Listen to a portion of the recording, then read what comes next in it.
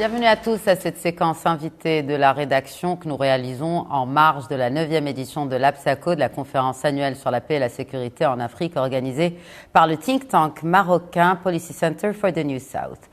L'APSACO, c'est quoi? Eh bien, c'est une conférence, un espace de débat qui réunit des décideurs politiques ainsi que des académiciens, mais aussi des représentants de la société civile, ainsi que des représentants des institutions régionales et internationales pour débattre des enjeux de notre temps, à savoir l'Afrique face aux incertitudes mondiales, avec toutes les nouvelles mouvances géopolitiques et leurs impacts positifs ou négatifs sur le continent. J'ai le plaisir aujourd'hui d'accueillir pour commenter un enjeu majeur, à savoir celui de la sécurité en Afrique, mais aussi de la coopération. J'ai le plaisir de recevoir l'ambassadeur chargé de mission au sein du ministère des Affaires étrangères mauritanien, ministère des Affaires étrangères, de la coopération africaine et des Mauritaniens à l'étranger, Mohamed Amin Ould-Salem. Bonsoir et merci de répondre aux questions de Média TV. Bonsoir, merci à vous. Alors tout d'abord, avant de plonger dans les enjeux qui concernent notre continent, notamment dans les régions du Sahel, en Libye et dans la région des Grands Lacs. Un mot d'abord sur la coopération multidimensionnelle entre Rabat et Nouakchott. Je pense que l'état des relations est excellent. Le prouvent les échanges de visites très fréquents et qui s'intensifient d'ailleurs ces derniers temps. Les chefs de diplomatie se sont rencontrés plusieurs fois, les échanges entre les hauts commandements des deux armées ont eu lieu, des réunions ont eu lieu à Rabat, à Nouakchott, mais aussi les échanges humains. Les avions sont pleins entre Nouakchott et Casablanca, le point de passage frontalier de Guerguerat est très souvent bouché, et jamais d'ailleurs on a eu autant d'échanges humains et économiques. Bref, donc les relations vont très très très bien. Et l'horizon est d'autant plus ensoleillé, on dira, pour cette coopération historique bien sûr, entre ces deux voisins. Il n'y a aucune raison que les relations n'aillent pas dans le bon sens. Tous les indicateurs l'indiquent et quand on entend les discours des officiels, ils annoncent bien sûr une évolution dans un sens très positif des relations entre les deux pays. Comment les deux pays, la Mauritanie et le Maroc, peuvent être les locomotives d'un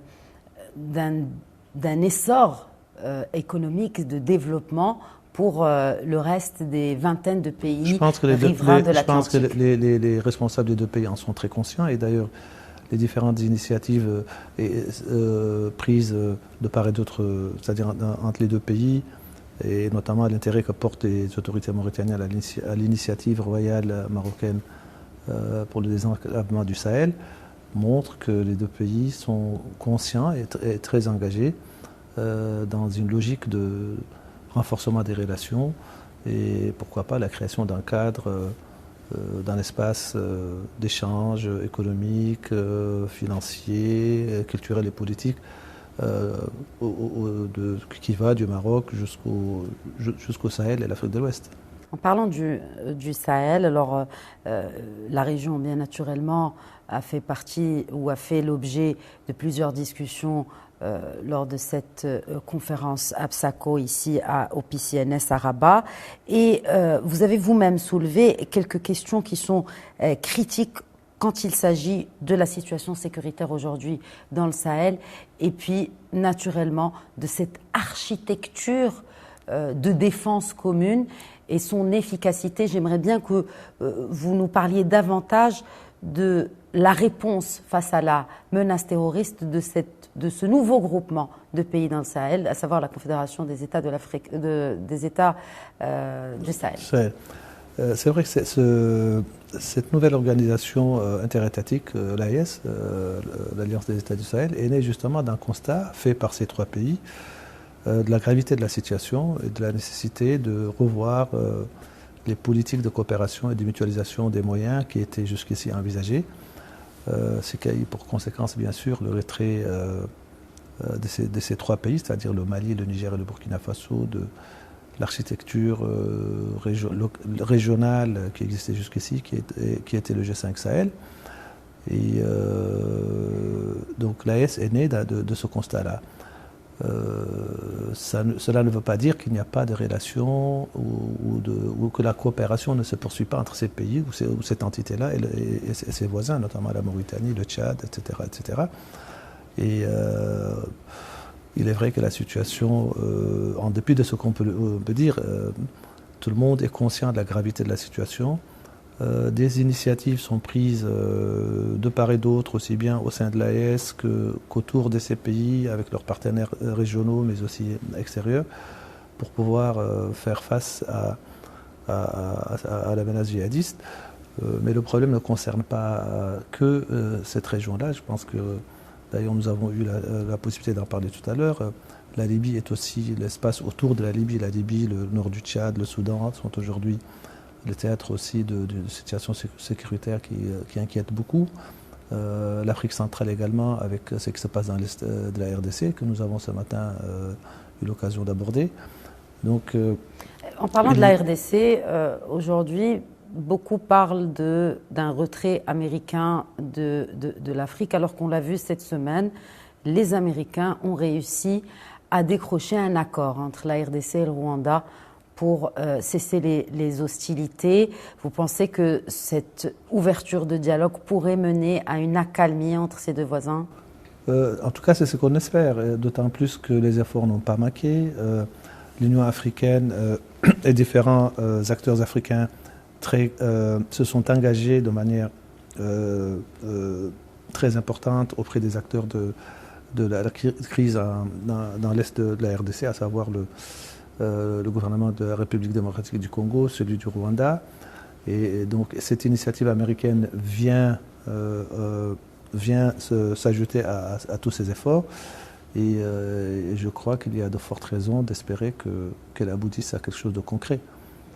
D'autant plus que les différentes parties présentes dans la crise autour de l'Est du Congo expriment toute leur volonté d'arriver à un accord ou à une solution qui mettrait fin aux troubles actuellement en cours. Et les États-Unis auraient réussi là où les instruments de maintien de la paix africains ont échoué. Je ne pense pas que les Africains ont échoué. Les Africains ont fait ce qu'ils pouvaient faire dans un contexte donné. Et je pense que sans les efforts des différents acteurs africains, que ce soit le président Razouani d'ailleurs de Mauritanie lors de sa présidence de l'Union africaine l'année dernière, ou celle de l'Angolais Lourenço, etc., ou de l'Union africaine elle-même, je pense que sans toutes ces initiatives, on n'aurait pas abouti à une possibilité d'aller négocier à Washington un accord de paix. C'est-à-dire, les Africains ont fait ce qu'ils pouvaient en fonction du contexte, et je pense qu'ils ont même été, pour beaucoup, dans la préparation de cet accord que les Américains envisagent de faire signer par les deux parties, c'est-à-dire le Rwanda, la République démocratique du Congo et les différents acteurs impliqués dans ce conflit. Parmi les facteurs aggravants, d'ailleurs que vous avez cité vous-même, Monsieur l'ambassadeur, il y a cette faiblesse des institutions. Est-ce que vous évoquiez la faiblesse des institutions locales à un niveau local ou plutôt à régional, c'est-à-dire la faiblesse des institutions au sein même de l'institution principale qui est l'Union africaine, pour ne citer que le Conseil de paix et de sécurité par exemple? Alors je pense que bien sûr qu'il y a eu quelques carences quand même, il faut l'admettre. Ce serait malhonnête de ne pas admettre que dans certaines zones de conflit ont connu un affaiblissement des institutions étatiques.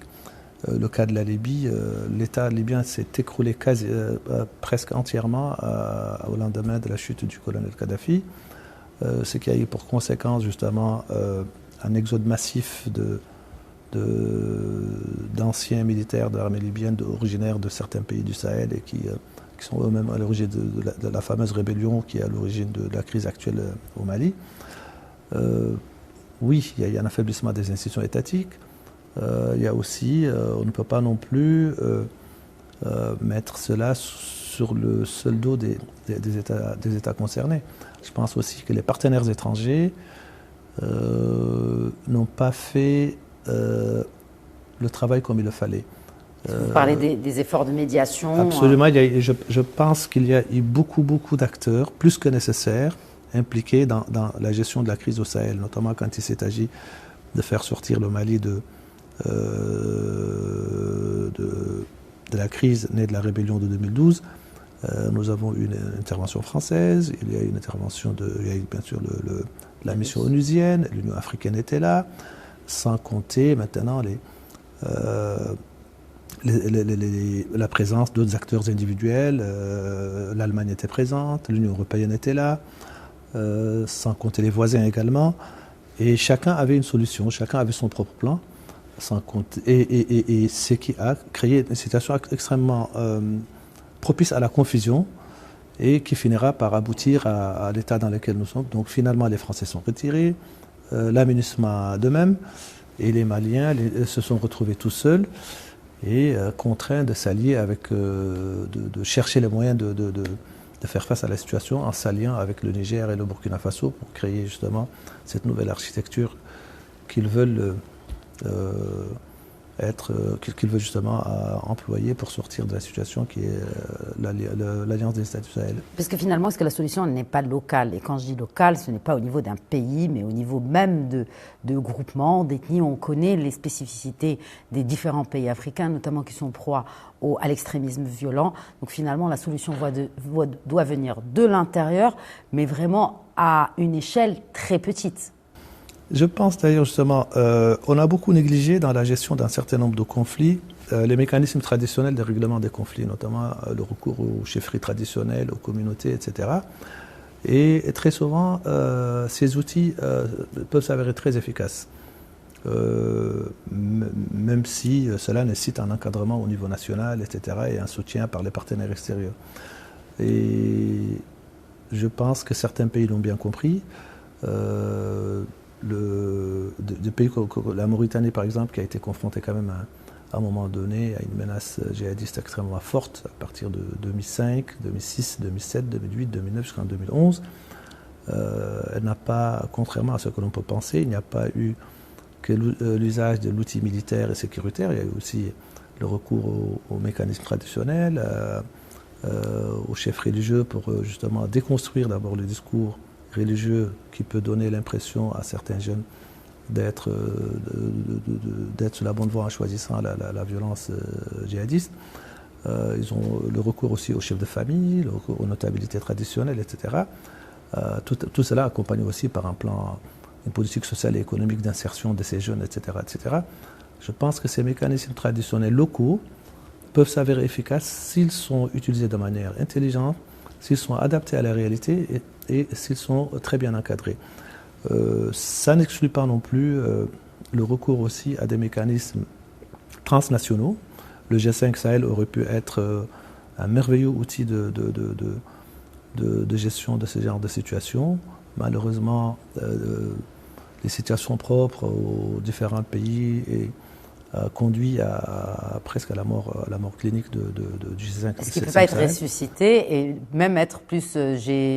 J'ai un autre chiffre, 6, 7, avec d'autres acteurs dans la région? Il pourrait l'être, évidemment, mais il faut d'abord tirer les leçons de ce qui s'est passé. Qu'est-ce qui n'a pas marché? Parce qu'on ne peut pas dire que tout n'a pas marché dans le G5 Sahel.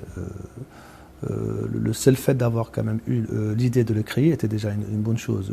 Ça a permis à des officiers, à des militaires de différents pays de travailler ensemble, de s'habituer à travailler ensemble, de collaborer. Ça leur a permis aussi de réfléchir, d'observer chacun la situation qui se passe dans l'autre pays, d'en tirer quelques leçons qu'il pourrait utiliser chez lui. Je pense qu'en tirant les leçons de ce qui a marché, de ce qui n'a pas marché, un nouveau cadre est possible, quitte à ce qu'il soit élargi à d'autres pays qui ne sont pas forcément des pays de G5 Sahel. Ça peut être élargi à quelques pays dont l'apport peut être décisif, notamment un pays comme le Sénégal, qui jouit quand même d'une particularité dans la région, la stabilité, l'expérience étatique, diplomatique, etc. La qualité aussi de son armée et de ses services de sécurité, la Côte d'Ivoire, qui est le poumon économique de cette zone-là, des pays comme le Ghana, le Bénin, pourquoi pas, mais aussi un pays comme le Maroc, par exemple. dont les liens historiques, les liens humains, les liens économiques avec toute cette partie d'Afrique de l'Ouest, c'est-à-dire la Mauritanie jusqu'à Côte d'Ivoire, et donc les liens sont immenses. Et d'ailleurs, je me demande, est-ce qu'il peut être indifférent à la situation actuelle dans cette région? Il est très impliqué, d'autant plus que justement c'est grâce à cette initiative de désenclavement des pays du Sahel lancée par Sa Majesté le Roi pour donner une alternative aussi de développement à ces pays-là à travers l'ouverture sur cet océan et ce qu'il ouvre comme horizon face à ces pays. Merci beaucoup Lemine Ould Mohamed Salem, ambassadeur chargé de mission au ministère des Affaires étrangères, de la coopération africaine et des Mauritaniens à l'étranger. Merci d'avoir répondu à nos questions. Toujours un plaisir de vous accueillir sur nos plateaux de Média TV. Merci à vous, merci à Média. Voilà, c'est la fin de cette entrevue en marge de l'APSACO, de la conférence annuelle sur la paix et sécurité en Afrique organisée par le think tank marocain Policy Center for the New South. Merci de nous avoir suivis. Très bonne suite des programmes.